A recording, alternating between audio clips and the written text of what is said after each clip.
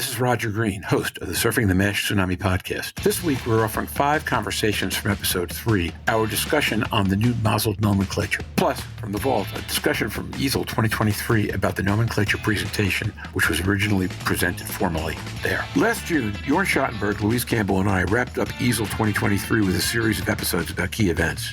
In this discussion from episode 33, Rowe and Sven Francque join us to discuss the new nomenclature and some very early seeds in how hepatologists are using it in office practice. We cover a few other topics as well. The episode has a fairly complete summary at its beginning, so I'll let my 2023 voice take over to share it with you. Today, we are offering 4 conversations from episode 33. Our discussion with Sven Francque and Rowe about some of the most important findings from EASL Congress 2023, plus a vault episode addressing a similar topic after last year's ILC, or International Liver Congress, the one now known as the EASL Congress. This conversation focuses largely on the outcome of the nomenclature process, a 3-stage Delphi process that produced new names and classifications for what had previously been known as fatty liver disease, and henceforth will be known as steatotic liver disease. It starts with Sven Francque, who was actively involved in the entire exercise, giving a concise summary of the process by which the new classifications were developed and how the new terminology will work. The rest of the conversation focuses on 3 issues. First, excitement that we will now have the opportunity to study patients whose disease has both metabolic and alcohol-based components. Second, the processes by which the 3 clinicians, Sven, Rowe, and Jörn Schattenberg, are starting to socialize the new structure with their patients with varying degrees of success. One interesting observation from Sven: the English language terms do not translate neatly into Dutch, so there is a patient advocate-led effort to create a new set of terms in Dutch. Third, my twin concerns about implementation planning for the new nomenclature, with one concern about its possible impact on drug or diagnostic development, and the other about the kinds of communication issues covered earlier in the conversation. Sven, who again worked closely on the process, stated with fair confidence that the change will not have impact on drug or diagnostic trials. Our entire key opinion leader and advocate team has been struck forcibly by how many studies provided significant advances in knowledge and how some of these advances might change our underlying understandings of drugs, diagnostics, artificial intelligence, machine learning, basic science, and clinical pathways in patient treatment. It's been quite a lot to digest and very exciting to consider, so sit back, listen, learn, enjoy, and when you're done, join the dialogue on our LinkedIn discussion group, and again, join us next week.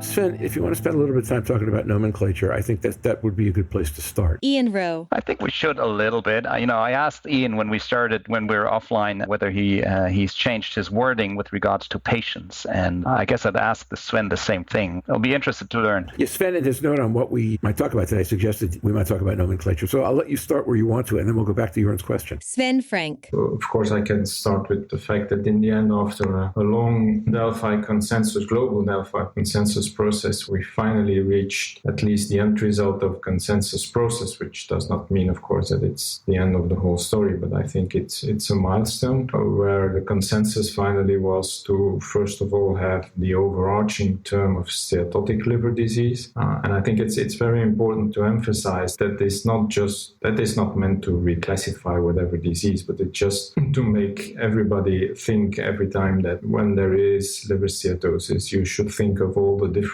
causes of steatosis and not just pick out one and then forget all the others. So that's mainly the aim of the overarching term of steatotic liver disease. And then when it comes specifically to MASLD, then of course the replacement term is MASLD, but it's not just the replacement term, it comes with the definition, like also the MASLD proposal came with the definition. So I think that's important that we finally tell that it's steatosis in the context of metabolic dysfunction and provide the definition of that is practical. None of these definitions is perfect, but it's practical. So that's an important step, I think. What is also important in the new nomenclature is, and I think that's a true advantage, is that clearly it does allow you to combine the metabolic dysfunction-associated problems with other causes. In MASLD, it was a diagnosis of exclusion. So although we all realized that you could combine these different things in terms of making a formal diagnosis, you couldn't. And that has also had some influence on the research that we have been doing all over these years. Now you can clearly say, okay, this patient has metabolic dysfunction-associated liver disease, has something else at the same time, and you can analyze separately those combined entities. Of course, one of the most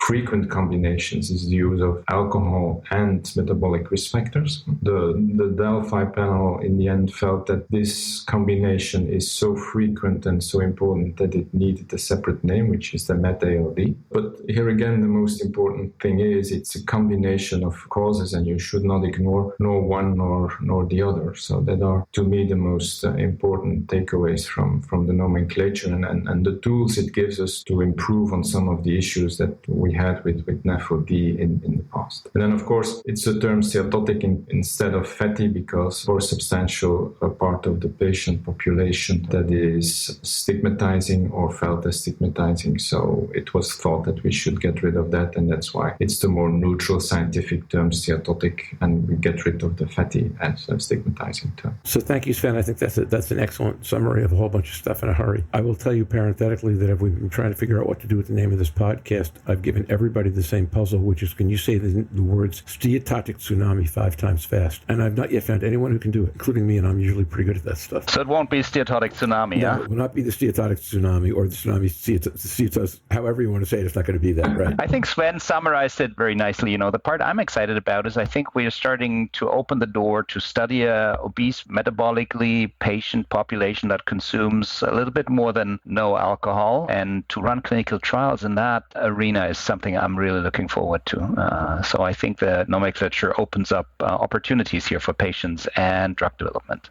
Absolutely. And I think the advantage is that it clearly identifies it, and that was a little bit the problem we were struggling with, or it was excluded, or it was, a little bit mixed up, but without clearly defining it. I think now it's more clearly defined, so it's a better tool to work with. Naim Al-Khoury used to refer to it as baffled, which I think covered on several fronts, one of them being that everybody was confused about how to research or deal with it because there wasn't a place to put it, right, for patients with a mixed problem, with both. I agree with that. I think that was a real benefit in Jörn. I agree with you. I think in terms of the clarity around the definition of the disease, this is a really good step forward. I agree with that part. I get to Jörn's other question, though, to Ian, about have you folks started using the new terminology with patients? Ian Rowe. Not a great deal. I mean, we've started sort of saying it, but I think the reality is that there is a barrier between metabolic dysfunction-associated steatotic liver disease and patient understanding. And I'm going to struggle to get past that and describing it as fatty liver disease with or without fibrosis, which is, because that's the important thing, and recognizing what the underlying risk factors are. And there's a big question about how it's communicated, what language is used, plain language to aid understanding, and then the disease label, if you like, and how that's interpreted by patients outside of the specialty. So patients who are already living with obesity and diabetes who don't know about liver disease and who've never seen a hepatologist. And,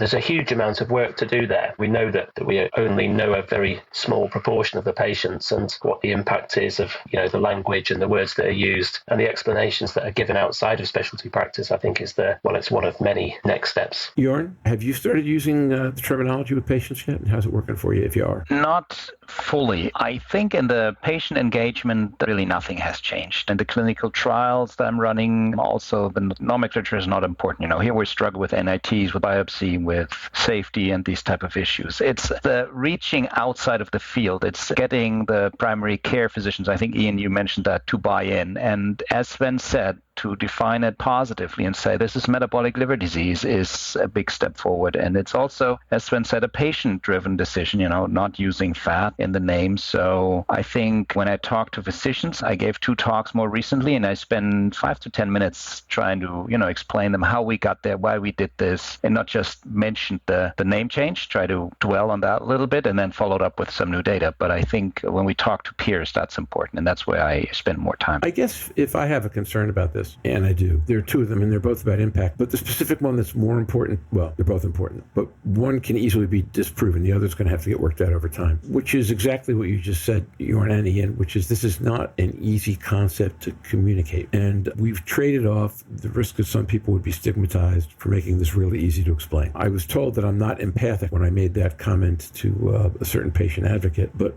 my point was that we need to make this easy for primary care to explain in 12-minute visit. We need to make it easy for patients to understand. And I believe we'll get there. But I would have loved to have seen that work done before the rollout. That getting to the end of the Delphi process should have been the beginning of the next stage, which should have been, let's do some work systematically on how to roll it out, and on how to get the name out, and how to do the education in advance, so that people aren't just kind of stumbling through it. I think the change was good. I think the Delphi process was good. That piece of the implementation concerns me a little bit. We'll learn over time whether this is just my marketing research background coming to the fore and saying, boy, it's hard to communicate things that are easy. It's got to be really hard to communicate things that are hard, or whether I'm just overly cautious. I think over time, this will turn out to be a great thing because, as you pointed out correctly, Sven, it's lent a bunch of clarity to how we think about the disease. Mm-hmm. It's just, in the process, it's made it more granular, which makes it harder to explain if you're trying to paint the big picture. Well, I think you have a fair point about the communication and the education behind it, but I think we couldn't wait much longer to get this process to an end. But it's just a milestone. There's a lot of work to do, but also explaining non-alcoholic fatty liver disease to a patient is also not an easy. To me, there's not so much difference in explaining one or the two names to a patient, and you start off mainly, as Jörn said, with saying, okay, you have fatty liver disease, or now we will call it steatotic liver disease, and then explain what the causes are, and that's usually how it goes. That doesn't really change so much. It's in the end the acronym and the name for the patient, but you start off with a lot of more explanation, and you end with MASLD or NAFLD. That's not so much of a difference in the end, I think, in patient communication. I must say that the Dutch patient organization was preparing a short version of the patient guideline that we issued a few years ago with EASL and EASL and the patient organizations. And they waited to get it out because the new nomenclature was there, and they are now adapting also the Dutch translation to the new nomenclature and trying to find appropriate Dutch terms for the new scientific terms. So it's interesting to see. It's a whole exercise to really find a good translation, because the English terminology for us is quite familiar, but to translate into different non-English languages is not always as straightforward as it seems. I'm sure that's right. That makes complete sense. It's good that they're doing that. It's obviously an important step forward. Other than that, I mean, the only other question I had was whether, in fact, it's going to have any impact on any of the clinical trial definitions that we're using, if we've changed the disease definition, particularly whether the regulators are going to deal with this at all. I don't think for the current trials it will have much of an impact. I mean, the patient population is the same, and in a clinical trial, you want a homogeneous population. So for the time being, whether it's NAFLD or MASLD as a single etiology, it won't make much of a difference, because if it's a pure MASLD trial, you will exclude patients with significant alcohol use because they have a double. You don't want any competing etiology, or you can specifically study it if you combine etiologies. But for most of the trials, you want just one single etiology disease and not a concomitant other chronic liver disease. So that will not make much of a difference. The small difference is that with the positive definition and the criteria, there will always be a few people that might not meet those criteria. It will be 1 to 3% of the patient population you currently have in a clinical trial that might not meet the definition of the MASLD. But if you make the exercise for most of the clinical trials, it's about 100% overlap between the old NAFLD definition and the new MASLD definition as a single etiology if you exclude concomitant significant alcohol use. So it has no impact on the interpretation of the data from the clinical trials that have been conducted so far. And as Jörn said, it will be very interesting to study also outside the classical NAFLD population in patients that combine risk factors for steatotic liver disease. But that's then a specific other patient population that you need to define. That I agree with, and I think that's an excellent point that Jörn made and you made, which is that that's a large population. We've been motivating people to lie about that if we want to get them into clinical trials, or we close our eyes to what their real situation is. And it will be helpful to be able to take them where they sit, stand, lie, whatever their habits are, and know that accurately and have categorizations for them and ways to research them. I think that's a fantastic thing and a big step forward. Sven, thanks for bringing that. It's good we took a few minutes to talk about it. Jörn, thanks for a question about bringing it to real patients. Oh, Sven, we didn't ask you, are you bringing it to your patients yet? Yes, slowly. As I said, struggling a little bit with appropriate Dutch translation of the scientific terminology. So there's no consensus yet on how, well, you have some variations on the words to use. But as I said, I mainly start, as Ian said, with explaining about steatotic liver disease and the causes, and then you come to say what the name is, and then they understand. So I'm gradually introducing the new nomenclature. And now, back to Roger. We hope you've enjoyed this recording. If you have any questions or comments about the content in this conversation or the entire episode, please put them in the review section of the page from which you downloaded this conversation, or send an email to questions@surfingmash.com. We'll be back next week to discuss what we know about MASLD epidemiology today. Until then, stay safe, surf on. We'll see you next week on the podcast. Bye now.